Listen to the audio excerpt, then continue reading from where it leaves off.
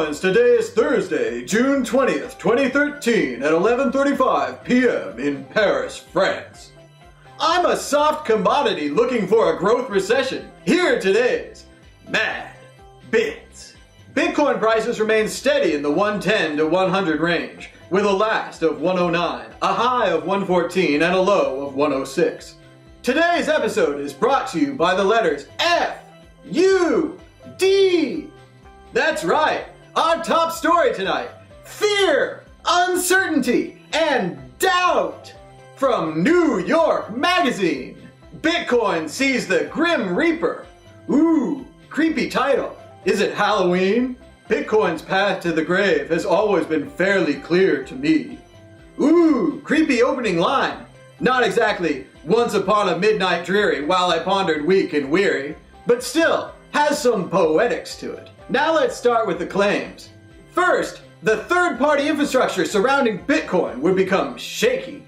His proof for this is Bitfloor, a single exchange closed. Since Bitcoin is more than just one exchange, I don't find this convincing. Seems like a slippery slope, or the thin edge of the wedge, a camel's nose. Next, authorities would crack down on black market usage of Bitcoin. For this, he cites an article that discusses how the Department of Homeland Security shut down Mt. Gox's Dawala account because they failed to register as a moneylender. It's at this point that I wonder if he even bothers to read these articles, or just assumes because he can link to them, they must support his cause. Silk Road is still open.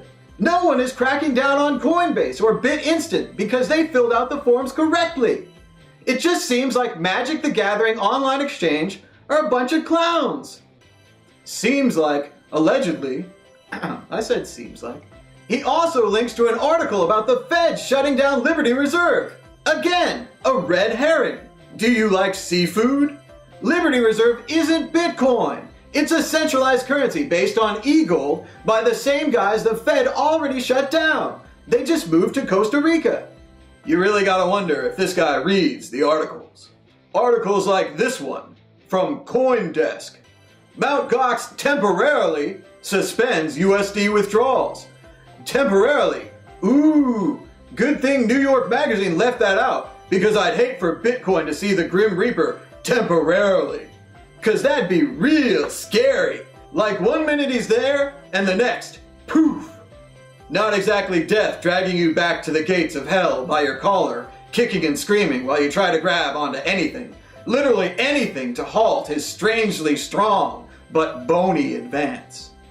Now that's poetry. So today, Mt. Gox announced that it's temporarily shutting down cash withdrawals, which just means that if you want to move your money out of Mt. Gox, you'll have to convert it to Bitcoin and send it across the Bitcoin network. Ooh, sounds hard, like sending an email or actually reading the articles you link to. Cause sure, the Winklevoss twins still invested millions into BitInstant, and BitPay is still humming along, taking payments, with BitMit.net still allowing people to buy and sell things in Bitcoin. And of course, Coinbase, the savings account of Bitcoin, is still buying and selling Bitcoin, even allowing you to transfer your money back to your bank account in USD. But to the New York Magazine writer, temporarily shutting down cash transactions on one Bitcoin exchange means that thousands of Bitcoin aficionados have effectively had their money trapped inside frozen accounts whose fate is uncertain. Sure, the fate is uncertain and the accounts are frozen if you don't understand Bitcoin, but for those who do, you could just convert your cash into Bitcoins and send it wherever you like. Magic the Gathering online exchange certainly seems to be imploding in front of our faces, but what do we really need these day trading currency speculators for?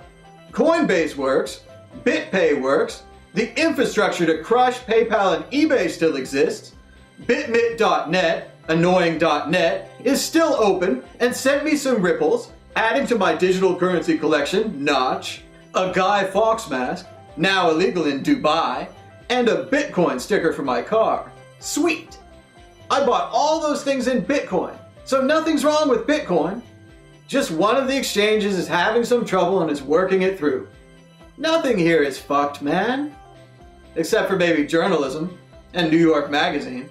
Sorry about your Reaper, but Bitcoin is more like the Black Knight combined with a Hydra.